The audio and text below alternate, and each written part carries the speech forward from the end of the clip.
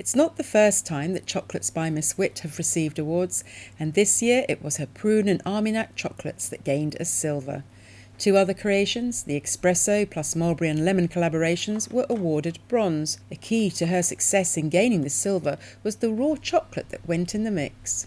It's from a dear friend called Keith Herdman, who works for a Swiss company in Switzerland that manufacture chocolate. So they go out and obviously look at different cacaos. They've been going about 100 years now. So they've got different suppliers, different farmers they work with all over in the world. So they found obviously this rare cacao about 20 years ago. But what's so special about it is that it's only been recently been put into production of chocolate because it's wild. So the manufacturing, the production of the machinery all had to be recalculated because the bean is a really, really small bean. So it took a long time for them to develop it. And also where it's wild, the local wild Bolivian islanders, they then go out on their paddle boats and literally go and collect a cacao, which is then dried and fermented in Bolivia. And then it's sent to Switzerland. And in order for you to decide what chocolate you're using in the chocolates that you make, how do you go about that? I quite often work with different flavours, so depending on what I want to achieve in the end result. So for instance, the coffee chocolate, I first of all went through tasting all the different coffees to work out which one was the best blend to use.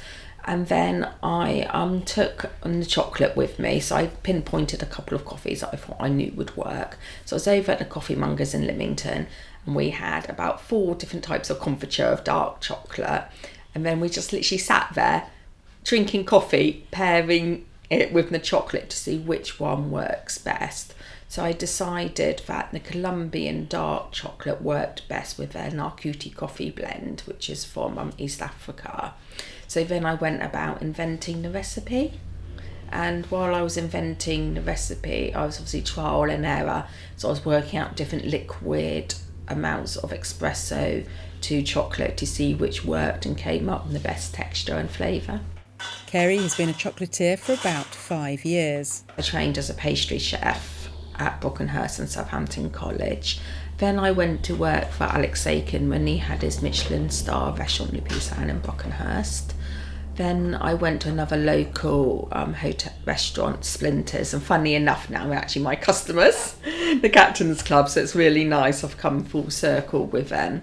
And then I went up to London and worked as a pastry chef. So it stems from my career as a pastry chef, where obviously part of a dessert component, we always had chocolate on the menu. So that's where my ideas and then obviously learning to work with chocolate come from.